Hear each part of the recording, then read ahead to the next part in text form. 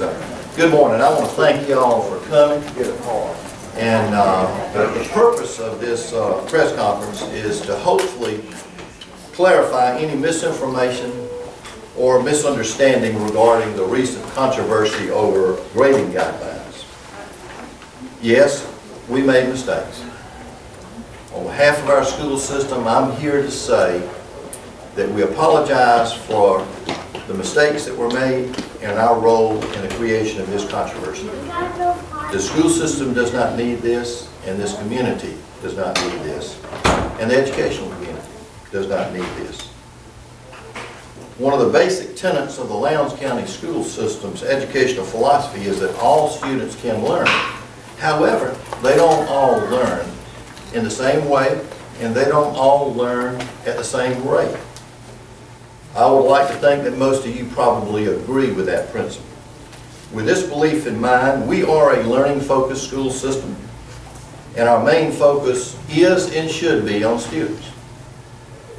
We have many truly outstanding teachers in our school system, and these teachers are dedicated to the pursuit of excellence every day in their classrooms. Excellent teachers are the foundation for quality instruction, and they use differentiated instructional strategies in order to appeal to the different learning styles of students in the classroom. All educators should be committed to the continuous improvement of work, and especially work that they provide to their students, and this includes the mastery of learning in the classroom. Failure is unacceptable. If a student fails, we must determine why that student failed. We must seek a solution to success for that student. We must reteach the material they did not master, and then we must reassess the student. But we have only asked our staff to reassess one time. I don't know how it got misconstrued that we would reassess and reassess and reassess until the student mastered. That is not the case. Now, we don't hold our, we don't try to dictate to our teachers and say that you can't reassess more than once. That's left to their discretion or to the discretion of the school administration. And I would dare say that most of our teachers reassess multiple times. They do everything within their power to make sure that a child can pass. Does this mean that all students will learn? We hope so. But in all likelihood, all students won't learn. Some will probably fall through the cracks. Years ago, and you may remember this, but I remember a story that was told by futurist Joel Barker. I love this story. Joel Barker talks about an older man that would walk down the beach every day, and he would pick up starfish, and he would toss them back into the ocean. Well, this young boy was sitting on the beach, and he saw this, and he went up to the man and he said, "Sir, what are you doing?" And the man said, "I'm saving starfish." And the young boy said, "Well, you certainly can't make a difference and save all these starfish on the beach." The young man the older man picked up a starfish and tossed it back into the ocean and said, "I saved that one. I made a difference in that one." That's what we're trying to do every day in the classroom. We can make a difference in the number of students who are successful in the classroom. And the way we make a difference is not accepting failure. If a student doesn't master the subject matter or the content, then we need to evaluate. We need to reteach and we need to reassess. And hopefully that student will master the subject matter. I dare say that there's not anybody in here who hasn't been given a second chance, a third chance, maybe more. I wouldn't be standing here today if it were not for this school system and this school board giving me a second chance. Because when this job was open, I withdrew my application because of the death of our chairman of our school system in Hawkinsville. I withdrew my name from consideration. And 3 months later, I was approached by the consultant who asked me to consider reapplying. The situation was different. The community had recovered in grades 3 through 8. This practice sustains hope for a student to master their learning objectives rather than creating a situation where it's numerically impossible for that student to pass. There were inconsistencies among schools and even within schools regarding the correct interpretation and application of this practice. A meeting was held with our principals to determine the degree of inconsistency and to work towards some common agreement that was to correct as to the correct interpretation and application of this practice. Over a month, the guidelines went through a series of revisions where principals had the opportunity to discuss these guidelines with their staffs. Principals worked collaboratively with other principals and with central office personnel to develop these guidelines. These guidelines were designed to clarify and communicate the correct interpretation and appropriate application of this practice. Obviously, there was a critical mistake. The majority of this document contains beliefs, I would say 95% of this document contains beliefs that I subscribe to, that the board subscribe to, and that all great teachers subscribe to and practice every day in their classroom. However, in gathering this information, 2 new recommendations surfaced and became embedded within these guidelines. The 2 recommendations in question were, first of all, counting the highest grade earned and not an average of the grades, and secondly, redoing assessments for those students who had passed the initial assessment. These 2 variations from our established practice may create a question of fairness to students who did what was expected of them on the initial assessment. They will not be a part of our grading practice and will not be included in our revised grading guidelines to be reissued at a future date. As a system, we have not adopted a position as to the grade given on the reassessment. We have no requirement on the reassessment of students who pass the assignment to start with. Our teachers reteach and reassess at least one time in areas where the student fails to master. Additional opportunities, as I said earlier, additional opportunities for reteaching and reassessment are left to the discretion of the teacher and or the administration. We do discourage giving zeros or other extremely low grades. Instead, we expect incomplete, missing, or failing assignments to be redone and opportunities to redo these. Now, when you give a 0 or any other low grade, there comes a point in time where it's numerically impossible for that child to pass. When that happens, you know as well as I do, and I know our principals know, it likely leads to classroom disruptions. So what we're trying to do is to give students an opportunity to be successful. We give them an incomplete and we expect them to make up the work. But if a student blatantly refuses to complete an assignment or demonstrate mastery on the assessment, the student will receive the score that they earned. We need to be mindful that we are working with students, and this practice is applied to students between the ages of 7 and 13. These students are in training to hopefully become responsible adults someday. Yes, they do need to be taught responsibility and accountability, but through a progressive process. As students age and mature, we expose them to varying degrees of responsibility and accountability. The ultimate expectation is that they will graduate from high school and that they'll eventually reach adulthood and become responsible citizens with all of the responsibility and accountability that life demands. In closing, I repeat, the intent of the guidelines were to clarify and increase consistency in the application of the grading practice, not to add changes to our current grading practice, especially in the midst of the school year. Any new additions to our existing practices will be deleted. Over the next 18 months, our staff and our stakeholders will continue to reevaluate our assessment and grading practices. I've stated on many occasions that we must seek stakeholder satisfaction and support in all that we do, and we measure this in our surveys.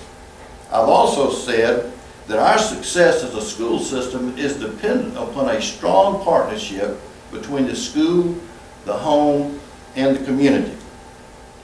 Any change in policy will come as the result of research, the dissemination of information to our stakeholders for feedback, and a comprehensive evaluation prior to a recommendation to our board. As with all policies, our board makes the ultimate decision. Mr. Fred Davis, our chairman, is out of town with the Georgia School Board Association in Washington, D.C. So this time I want to ask our vice chairman, Mr. Fred Wetherington, to come forward and make any closing comments prior to me opening up for a few questions that you may have. Fred? Thank you, Fred.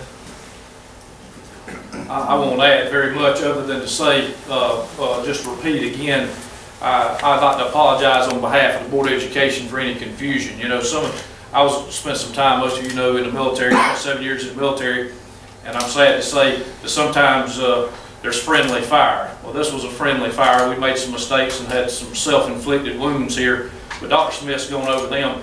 One of the mistakes, some of the mistakes that's gone out in the media, both in, you know, whether it be paper, radio, or TV, is that about this, that we're asking or requiring our teachers to reassess. That's not one of the mistakes that was made actually in the memo. So where that come from, I'm not sure. I do want to reaffirm the basic tenet I can tell you, of our board's philosophy. We believe in second chances. I believe America believes in second chances. I can tell you as a former soldier, if one of my soldiers didn't qualify on the sharpshooting range, guess what? We'd set up another Saturday morning, and those that didn't qualify would get another chance. As a farmer, now I'm back farming, I can tell you this past spring, there was 3 fields of cotton that didn't come up after I planted. I'm always checking moisture, temperature. It costs a lot of money for these genetically modified seed these days, a lot of fertilizer, a lot of time and effort. But on 3 fields, I pushed it too close. The moisture was not there. Guess what? We had to go replant those fields at an extra effort and cost to me and our farm. I'm proud to tell you that worked out this time. It does not all work out. We ended up harvesting 2 bale cotton off those 3 fields, and that's not the story every time. But I think all of you understand our philosophy here is about second chances. Not 3rd, 4th, 5th chance. That's up to the teacher about how many times they might want to reassess. But we do believe in a second chance. I want to tell you that this is my 8th year on the school board. And I have 3 children in the system. Some of the stories that I've heard over the 8 years will just break your heart. But this has not come out in any of the media, and this is actually part of what we face every day, that our teachers face every day, and I want to say this. I think every one of you in this room probably have had some family problems.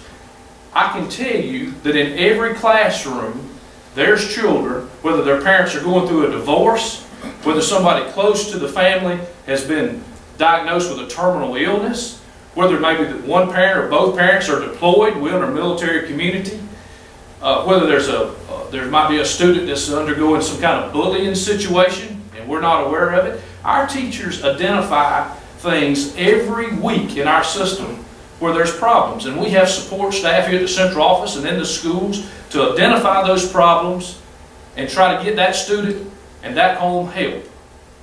That's what, and during a lot of times, during those instances, during those kind of things that happen every week in our system, the student is not successful a lot of times in that period. Now that period might only last a week, it might last a few weeks, it might last 2 months, you know. This is the kind of things about why I think we all, as Americans, believe in second chances. There's all kinds of scenarios. So how this got blown up and into that we just reassess until children pass, I don't know. Because I can sit here and tell you another thing, as a Lowndes County School Board member. We have children in 3rd, 4th, 5th, 6th, 7th, and 8th grade that fail and do not pass every year. So I can tell you, that as much as we try, and as much as our teachers, as much as our system believes in second chances and bending over backwards and trying to make every child successful, that is not what happens in reality. But we're not going to give up on a child easily. And we're going to bend over and make that second attempt. I probably said more than I should have said, but I just wanted to tell you that basically as a Lowndes school board member, and Mr. Fred was not here today, that we did make mistakes. We apologize about them mistakes. We're standing up for those mistakes today. But I also tell you, we believe in second chances. Our teachers believe in second chances. And as a school board, we only want to support them in bending over backwards to help make every child that we possibly can successful in their drive for a good education. Thank you. Thank you, Fred. I dare say there's no one in here that doesn't believe in second chance. The thing that frustrates me the most is that this situation was blown out of proportion by the perpetuation that we give second, third, fourth, and fifth chances. Now, I'm not going to say that a teacher won't give a third or fourth chance, but the situation would be dictated by the circumstances, as Fred mentioned, of that situation. If it demands a second, a third, fourth chance, yeah, I'd encourage it. I did as a teacher. And we don't want to take away from the teachers that professional latitude, because they're there in the classroom day in and day out, and they know, or they should know, what's going on with that student, and they need to take what their knowledge is into consideration in the decisions that they make regarding them trying to help those children. So, you know, maybe, I hope that I've helped to clarify it, and that Fred's helped to clarify our position. I'm not mad at anybody, but we want to put this to rest, and we want to move on. We're not going to do anything that we haven't been doing for the past year and a half. We're going to go back, we're going to conduct additional research, talk to additional stakeholder groups. I'm going with the board end of this week for a board retreat. We'll have a lot of conversation about that. I'm meeting with a parent group this morning at 11 o'clock. I'm meeting with a teacher group tomorrow afternoon at 4 o'clock. So we're going to get additional feedback regarding this, and within the next couple of weeks, we'll reissue guidelines, but there will not be any fluctuation from what we have been doing the past year and a half. We just simply need to clarify so that we're consistent between schools and within schools. So, are there any questions that you have that would help me to clarify it even more? I'll be glad to answer any, well, I won't say any question, but any reasonable question in regard to this policy. Well, listen, thank y'all so much for being here this morning. As I said at the very outset, I apologize for our role in this controversy. And we play a role. It started with us. We apologize for that. We're making corrections, and we're moving forward to a new day. But I am so proud of the commitment to excellence that our teachers make every day in the classroom. I've said before, I've worked in 4 different school systems. And this system is so superior to other systems that I've worked in. And it's because of the commitment that our teachers have to going the extra mile and making a difference in children's lives. I use Roger Christie as an example. And principals have heard this, but some of you in the media may not have heard this. I'd been here a year. We had a social gathering.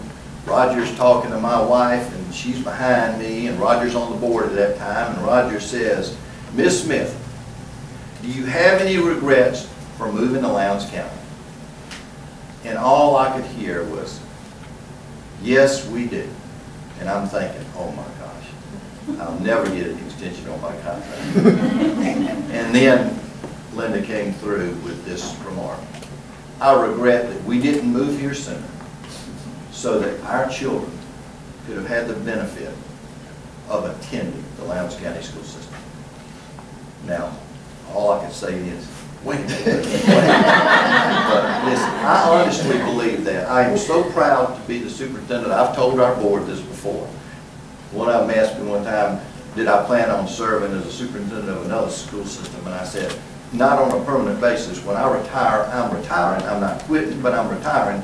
But I take pride in knowing that I am the retired superintendent of the Lowndes County School System because of the reputation. You're not retired yet, retiring. Well, I'll be retiring June the 30th. So, but I do take a lot of pride in having spent 10 years. It has been 10 years that have drastically influenced my life. And I've developed relationships with board members, with principals, with teachers, with central office personnel, with parents in the community that have made a tremendous positive impression on me, and I'm forever grateful for that. If you have questions at a later point in time, if you want to call me, if you want to email me, my door is always open. One of the criticisms that I receive is that I am too accessible to the public and to teachers and to principals and anybody that wants to walk through that door. I believe that is my responsibility. My wife criticizes me because I never turn my cell phone off, and I always answer, and I'm on call 24/7. I am a public servant. We, as public educators, are public servants. I want to be accessible. I want to help. And that was our main intent, is that we want to help more children succeed in school. Thank you all for coming this morning, and I look forward to any questions that you may have. You can just email me or come see me or stop me on the street. Thank you.